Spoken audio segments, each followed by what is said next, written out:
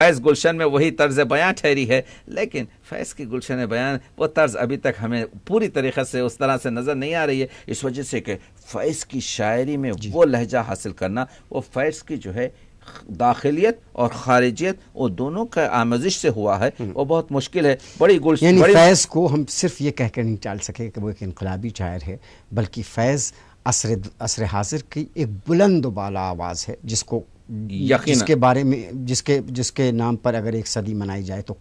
کم ہے، کیونکہ وہ محنت کشوں، مزدوروں اور آپ کے جو ہے جن کے حقوق چھینے گئے ہیں ان کا آپ کے طرف ان کی آواز ہے، ان کا شاعر ہے، اور اسی لب و لہجے میں جو میر اور غالب کا لہجہ ہے وہی آپ کے انداز اختیار کیا ہے. گلشن کی بات ہو، بلبل کی بات ہو، لیکن وہ بلبل کی زبان سے آپ کے نغمے سماج کے اور انقلاب کے گواتا ہے، جو ایک نیا لہجہ تھا، اور یہی فیض کی شناخت باقی رہے گی اور یہی کامیاب شناخت ہے. اتنے کم تو اب یہ معلوم ہوا کہ کم اشعار مسئلہ نہیں ہوتے، بلکہ تاثیر بہت اہم ہوتی ہے. اور فیض کی تاثیر کا کیا کہنا کہ صدی بول رہی ہے کہ ہم فیض کے ہیں. پروگرام گفتگو میں شرکت کا بہت بہت شکریہ. میں ممنون آپ کی جو ہے